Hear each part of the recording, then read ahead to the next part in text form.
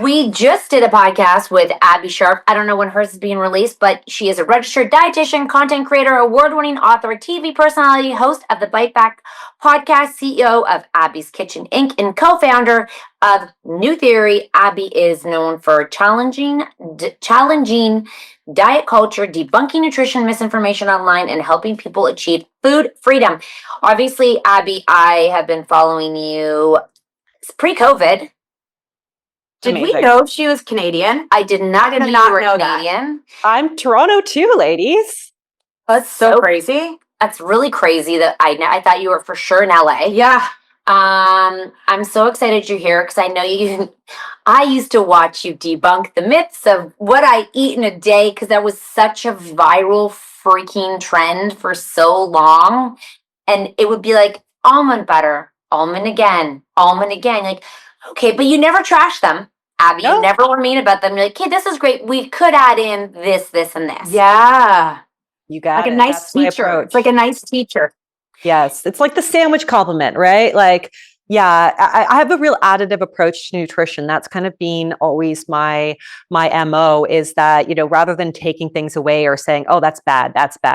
So, okay, well, that's a great start. Like, what can we add to that to make it a more satiating, kind of complete meal kind of thing? That's been the crux of a framework that I've developed called the Hunger Crushing Combo, which is all about adding, fiber, protein, and healthy fats to your meals and snacks. What's that called? The Hunger Crushing Combo. The Hunger Crushing. I know I have questions here, but I do want to touch upon this perimenopause phenomenon and insanity and craziness, because I feel like the conversations of food and women, once again, it's actually quite overwhelming, and I feel like no one's talking about it, and those aren't the questions, but like, what the hell, Abby? What the hell are we, what the hell? Fiber, protein, creatine, supplements. Like, very confusing. So many supplements right now that was prescribed by no one. I could be prescribed by Instagram. I could be killing myself right now. Like, what are we doing? Well, it's a great question. You're right. Like, I think that, and this is probably a good thing. Like, we're finally talking about women's nutrition, and perimenopause and menopause was a time that like nobody talked about before. Nobody wanted to touch it. There was no research being done, especially perimenopause. Like, it's just kind of like this no man's land of like, we don't know if you're in it. We don't know if you're not in it. And we don't know what to do about it. Like, it's just inevitable and your life is going to suck kind of thing. That's always been the narrative. So women, coming into this phase of life, it just felt scary, unknown, taboo to talk about it, and also just kind of like, inevitable. So there was nothing you could do about it. Also, maybe or maybe not. Like, if you're right, maybe not. Like, 35 and 70, 35 and 70, you're most likely on some spectrum of perimenopause or menopause. What does peri stand for? Pre. Like, it's right? Peri is pre-menopause. Basically, it just means pre. Before the menopause is like, I know what it meant, but I didn't know what it stood for. I mean, and is nutrition, is this as important as they're all saying? Like, is it really this massive thing that we need to be looking at? And like changing our diet now? You don't need to change your diet now. I mean, the funny thing is that again, like we're always, it's a marketing thing because women have more heightened awareness during that phase. We're scared. We're fucking scared of what it's going to mean. All the body changes, the weight gain, the meno belly, like exactly cancer risks, bone mineral density loss, muscle loss. All of those kinds of things are coming into play. So, but the reality is the diet that I would recommend in those perimenopause years, and then of course into menopause, is really no different than the diet that I would recommend for your entire life, really. And so I think that, again, it just kind of comes down to what is more easily marketable. And we have women's attention during this time period. So we're going to hit them hard on, oh, you need this supplement. This is going to stop this. This is going to prevent this. It's not. It's not. It may help to support, but it's really no different than earlier on. And arguably, we want to start to support, let's say, like muscle or bone mass far earlier when it's easier for us to build that muscle and get that, keep the bone in the bank, essentially. So yes, there are guidelines and recommendations that I would have, especially if this is, your first time thinking about nutrition. And perhaps for a lot of women, it might be because this is the time where they're starting to see changes in their body that they don't like, or they don't feel comfortable. They feel at having an out of body experience. They don't know who they are. It's another identity, transition for women. So yeah, there's definitely some nutrition recommendations that to be had, but it's not that this is a whole new, brand new ball game for nutrition and wellness. This is the same game. It's just that maybe you're just starting to pay attention. But women do gain weight. Like facts, they gain weight in perimenopause and sometimes food doesn't help with that. Like it just doesn't help with what they're doing. Or does it? You know what I mean? Like, is it that we're Are we going to gain, like for the people who are going to gain the weight during perimenopause and menopause, going to gain it no matter what? If they change their diet, like if they change their diet and the way they work out? That's a really great question. I don't think that you will gain it. I don't think that anyone can say that you're going to gain weight no matter what. There are obviously so many factors. It depends on if you are going to change your diet, change your exercise regimen, but statistically and just like physiologically, when our estrogen levels tank, we do see an accumulation of fat, specifically around the belly fat area. Your weight may actually not change, but the weight distribution, we might see some change. And that's not even across the board. This is most women, because this is just a side effect of the drop in estrogen.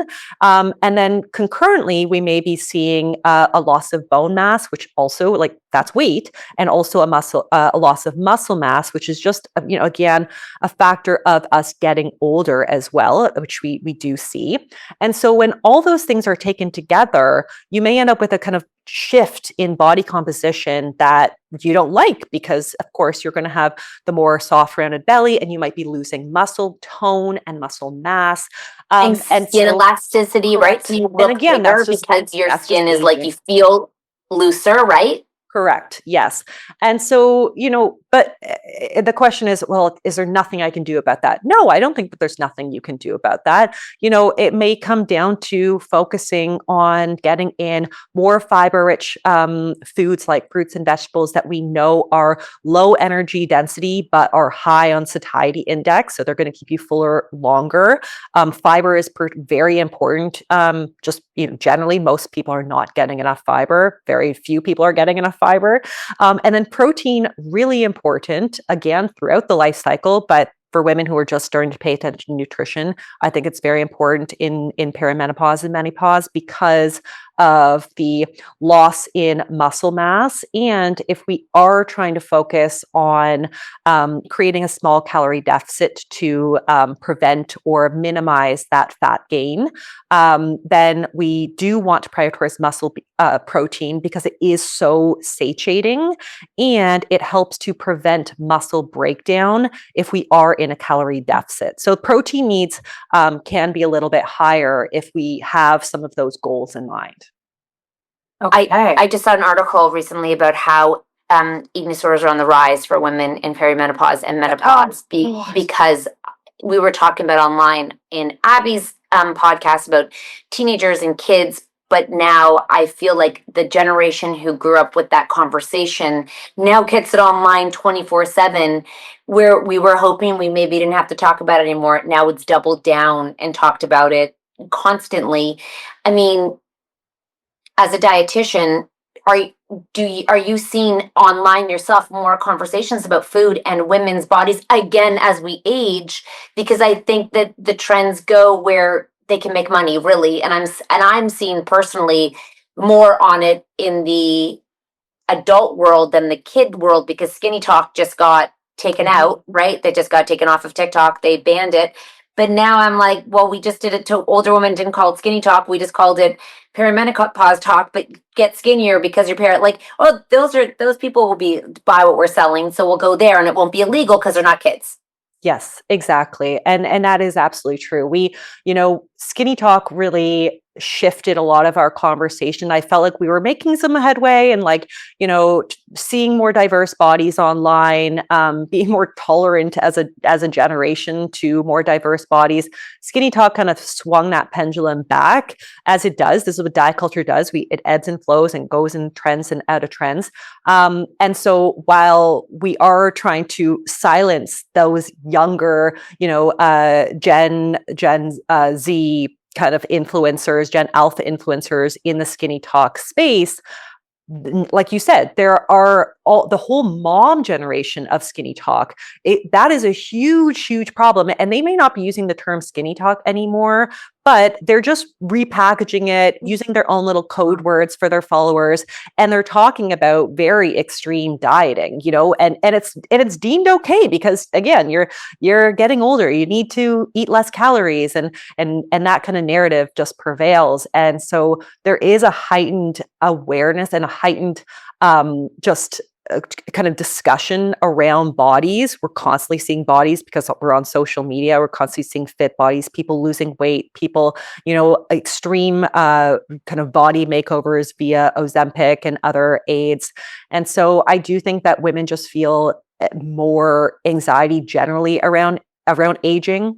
I find that in the beauty space too. It's always like, oh, we have to be doing this new laser resurfacing, we need this cream, we need this, I don't know, growth factor. Like I get sucked into it, because I'm also getting to those age, and I'm also online all day, and people are like, oh my God, like you look old. But I'm like, it's because I'm a lot older than everyone else on this app. So the pressures, I think, are outrageous for women in this kind of stage of life. Are the supplements like, if you haven't, did you watch The Liver King? I've seen Liver King, unfortunately. Yes.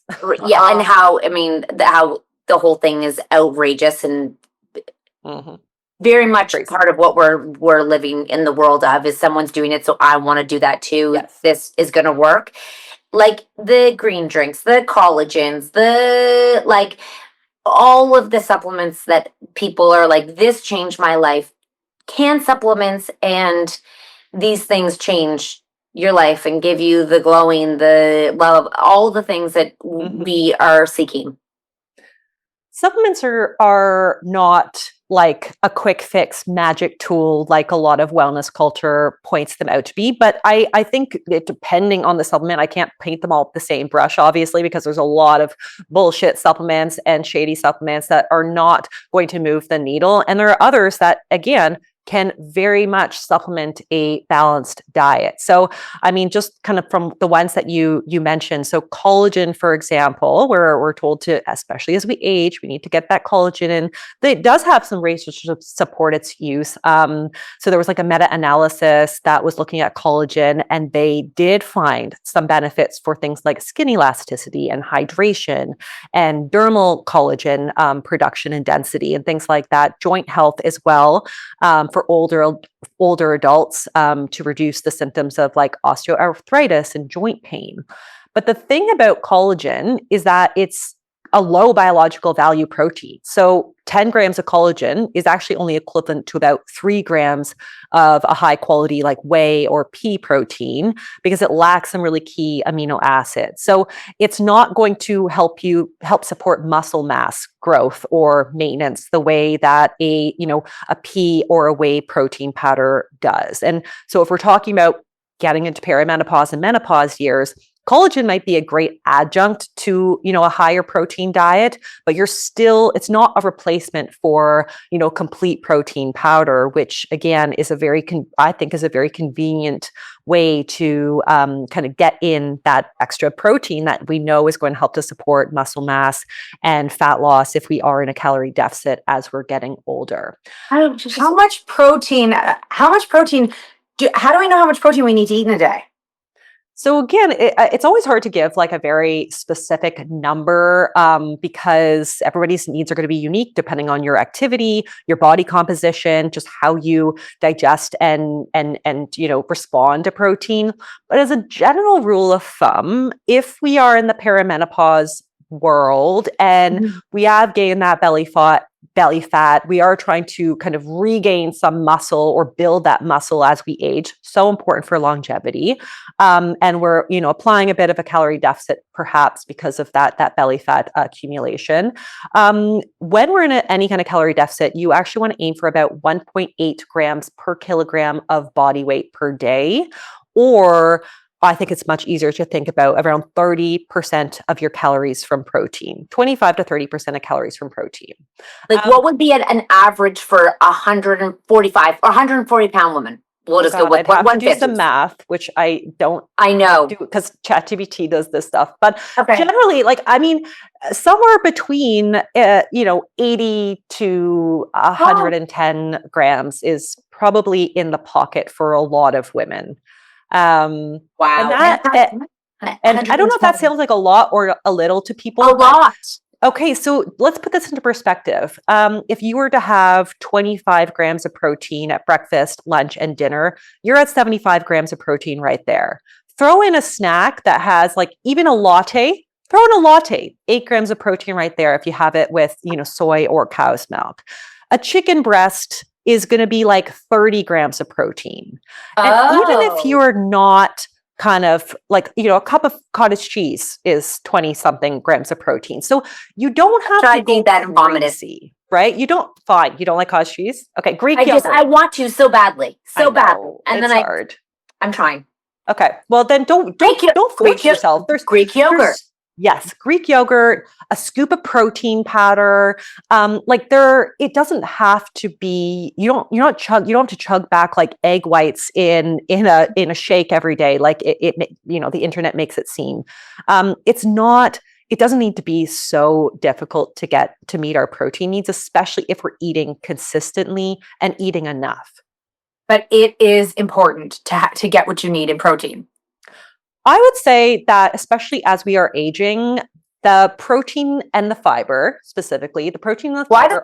Why the fiber so much? You said so many people aren't eating enough fiber. Why is fiber so important?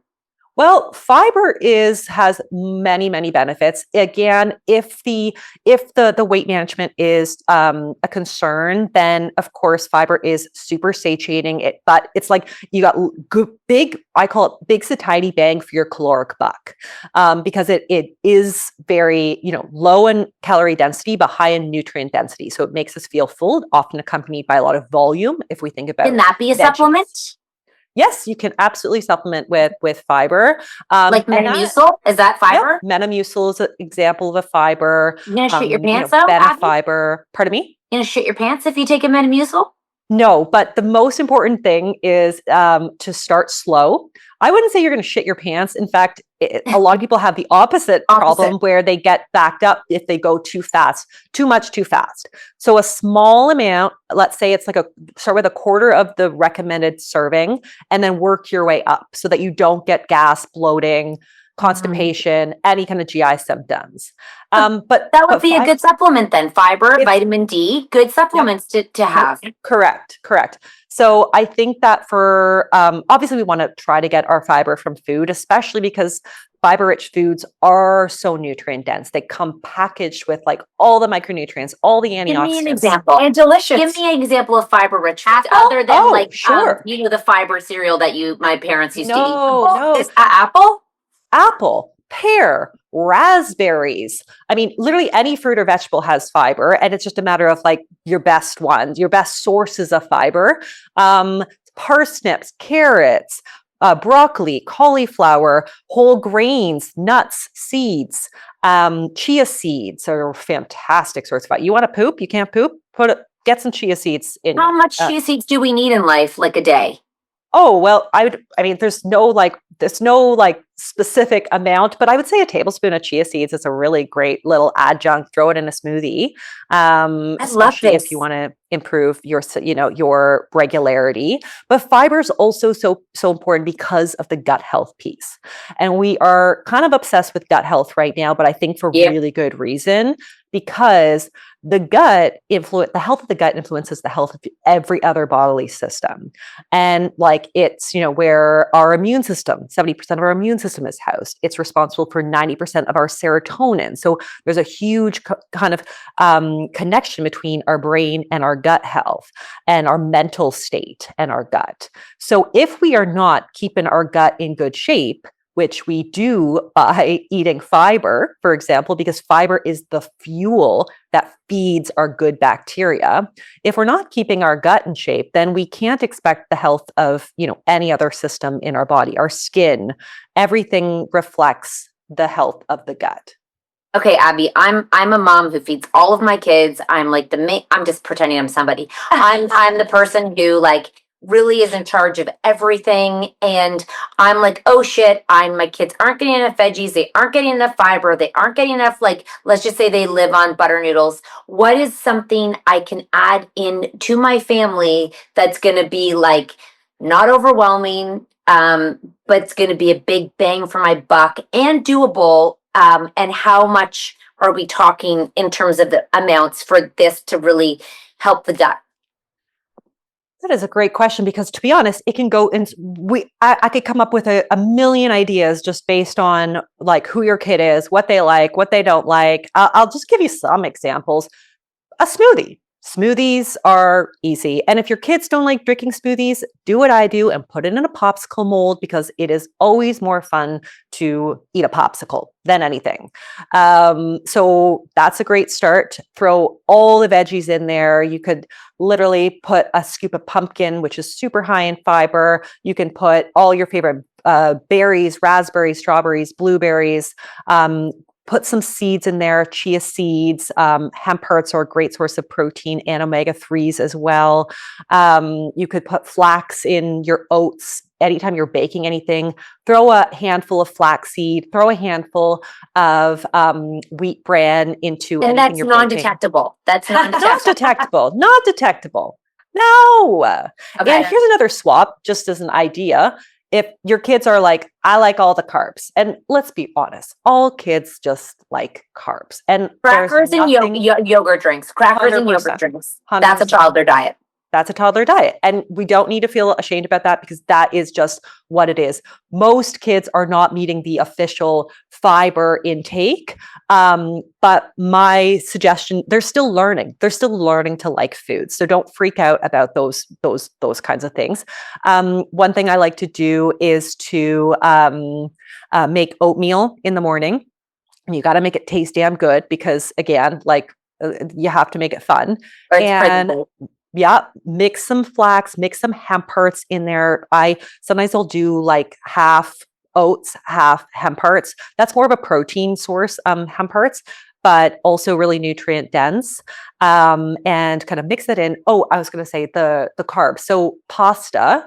Why not try a chickpea pasta, a legume pasta? Gross. I know. Okay, so some kids are like, no, this is not it. Especially if they've been raised on like real pasta. It's texture. It's the texture, right? I understand. I get it. Especially if you have teenagers who've eaten, the Italian pasta Exactly. for the whole way. Now it's like, hell no, this tastes weird. Hell no. I know. I totally get it. So yeah, that one can be a hard transition, but it's all about like, okay, what can I add? What can I add? Smoothies are a great place to start. Sauces are a great way to add some extra nutrition, like pureeing, carrots into your pasta sauce. It'll add a little sweetness. I think it's even more delicious. So those are some like little things that I would suggest doing. But it's also being honest and transparent about what you're putting in things, because the last thing you want, especially with a picky eater, is for them to feel duped or tricked and then to lose trust in you because of that. Because you're trying to, you have to be transparent, especially as kids get older, and if they ask you what's in this, and you're like, oh, nothing at all, no veggies at all. Well, when they find out that you're putting vegetables in that, sauce, they're going to feel scared to eat anything that you've prepared for them. So just be honest and be like, yeah, I put carrots in this. Isn't it so much better? And Well, really, really buy in. You know how when we were just saying that, a lot of kids are like that. Like, I hate veggies. I don't want to. I don't I don't like veggies. And they don't want to eat veggies. What to do? Because we, the three of us, know that vegetables are delicious and fruit is delicious. We know they taste good. Why are there kids who think veggies aren't good? In my experience, I don't know. Like, I always made my veggies taste good, but that's because I know how to cook. But even just putting some butter and salt on your broccoli makes it so delicious. But what is it that why are these kids like, I don't like vegetables? Two reasons that I can think of. I mean, I'm sure there's many reasons. Outside of, picky eating phases, which is totally normal, and outside, of course, like neurodivergence, which or other kind of like feeding difficulties. There's two main reasons I can think of that can be overcome very easily. One, like you said, because parents are not making them taste good. Because moms may be stuck in diet culture or have been raised in diet culture. Like I was raised in like this fat-free era. We kind of talked about this on my podcast. And so we were just told like, oh yeah, we like steamed our broccoli until it was gray. Yes. And that was how you served it. Like that's what you got. You ate your mushy broccoli. The peas were just like they've lost all their color. And so we were all like my dad always talks about how he hates pork. And it turns out the reason he hates pork was because his mom would like roast this thing until it was gray, and he had never had like a normal pork tenderloin. And so you have to make food taste good if you want your kids to eat. I always say one of my like funny little sayings is healthy food is only healthy if you actually eat it. So if you make yourself, you're steaming your vegetables to try to make it as healthy as possible, and you're not putting any salt or oil or butter on anything. If you are just kind of pushing it around your plate, there's no point in that because you're not getting the nutrition that you should. So, and kids need a lot of energy. So do not be afraid to add butter, add sugar, add a sauce. Like who cares if it adds an extra 200 calories? Like kids need those calories for one. And so always make healthy food taste good. That's number one. The other reason I think that kids get in their head that they don't like vegetables, even when they maybe haven't even tried the vegetable, is because we've been using vegetables as a punishment in order to get dessert. And so when you say, you need to eat all 3 pieces of that broccoli or else you are not getting dessert, or you are not leaving the table, or you're not going on that play date, or whatever the punishment or the threat may be, kids learn very, very easily and quickly that, broccoli must be so gross that mom is willing to, give me a toy in order for me to finish that broccoli. She's bribing me. She's going to do whatever it takes to me to choke down that broccoli. So they get it in their head that it's gross before they even have put it in their mouths. So we need to just kind of lay off, as hard as it is. I know, because I'm a mom and it's hard for me too, but we sometimes need to take a step back and put less pressure on our kids, while also, most importantly, modeling that we are enjoying these foods. Oh my gosh. Abby, you must see that all the time. It is so great. It's so hard when you go to someone's house and you see them, the baby carrots that come in that bag, and they steam them, and then the broccoli, and they put it on the plate, and and you've seen the bribe, and you're not, and then they're like, just one more bite, and you're sitting there and you're like, oh my gosh, like you are doing like the opposite. Like I would hate that too. And you can't say it when other parents are doing it, but it's so obvious. It's so obvious what's going on. Yeah, and it's so hard not to, especially in those social situations, because moms feel like the other moms are judging them. Like, oh my God, my kid didn't even touch the broccoli. Oh my God, my kid, they're at the birthday party and they come along with the obligatory veggie tray, and your kid's like, no, I just want to eat the pizza, and then shove the cupcake in my face. And so, but I think the best thing we can do as often as we can is to have a very low pressure environment when it comes to food, making sure that there's always something on the table that our kids can fall back on. We call it a safe food. So there's got to be a safe food at the table at all times so that they're not feeling up to trying the new recipe that you've just kind of come up with, or they're not feeling like being, trying the broccoli or the Brussels sprouts or the asparagus, that they have something that they can fill their belly with and they can feel secure that they can always come to the table and it's not going to be this like fight, because we don't want to fight either. It's the worst. No. The other thing I always like to say, even to this day, like if the kid says, or a parent goes, my kid doesn't like that, I always like to put on yet, because I didn't eat, like there's so many foods that I did not try until I was older. Like I had never had, like until I was probably like 15, I never had an avocado. I had never eaten anything but a Highliner fish stick. I don't eat I never had fish in the house, never had seafood, never had sushi, never had Indian, never had anything. And now I enjoy most everything. And sometimes when I didn't like mushrooms for a while, and then I got myself to like them, it's like, yes. So when my son's like, I don't eat sushi, I'm like, yet. Yes. Like there's 100%. always time to change. Yeah. And you know what? Tell your children that. Like when they say they don't like something, tell them your story, to give them your lived experience and be like, you know what?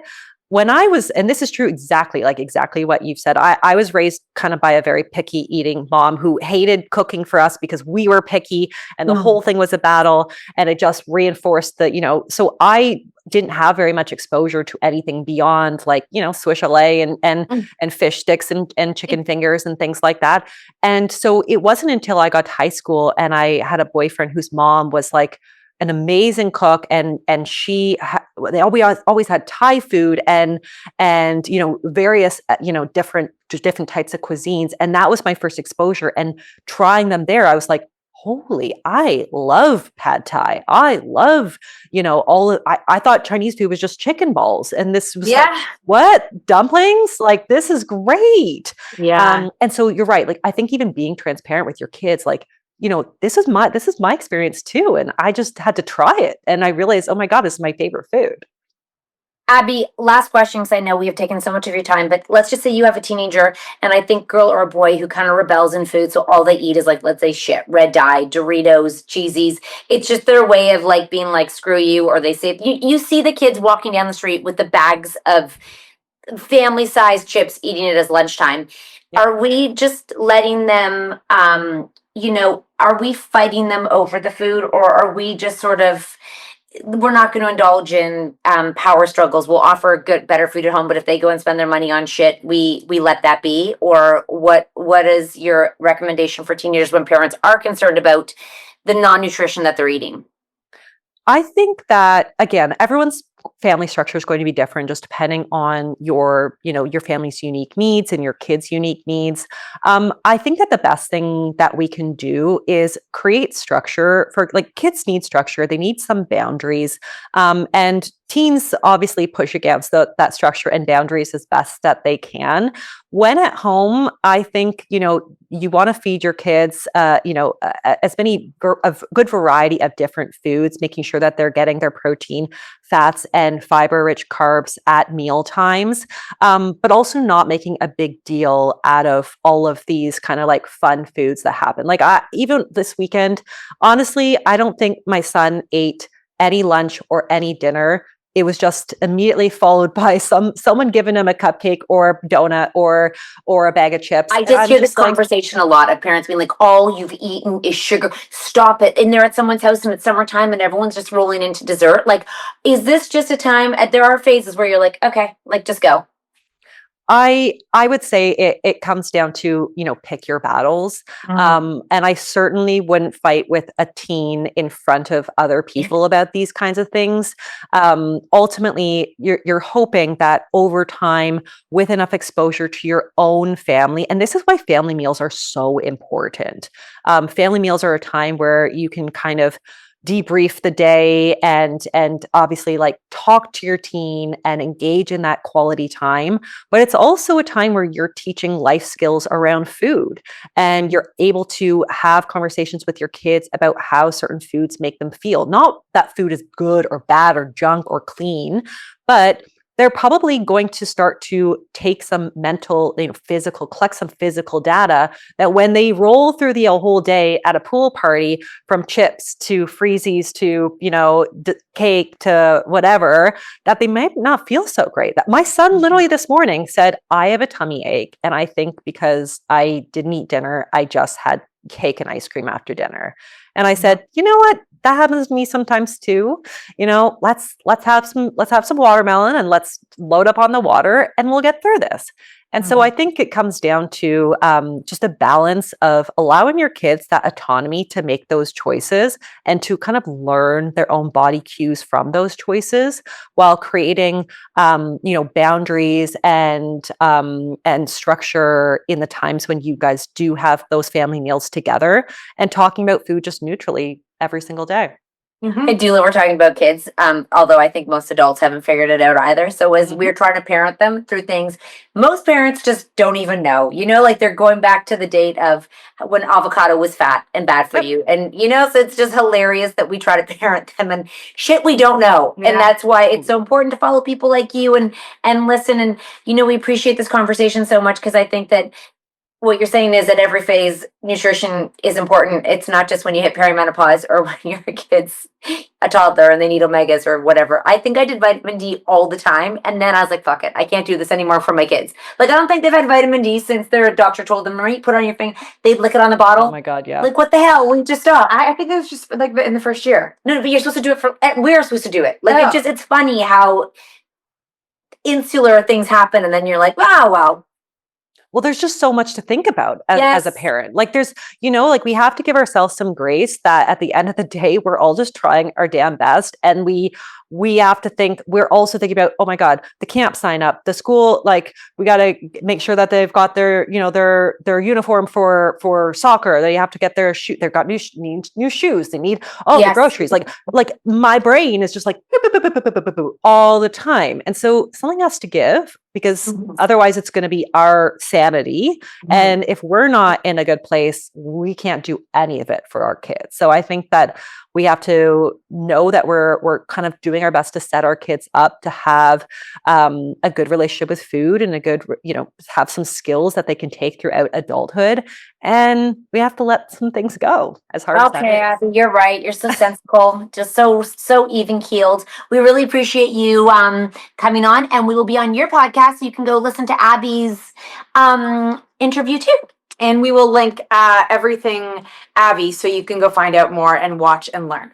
I also ChatGPT when I was looking at my phone how much protein, and then they gave me a menu of what I should be eating. So thank you for that suggestion. If you are confused about how much protein you should eat, just go to ChatGPT and we'll tell you a menu as well. It tells you everything.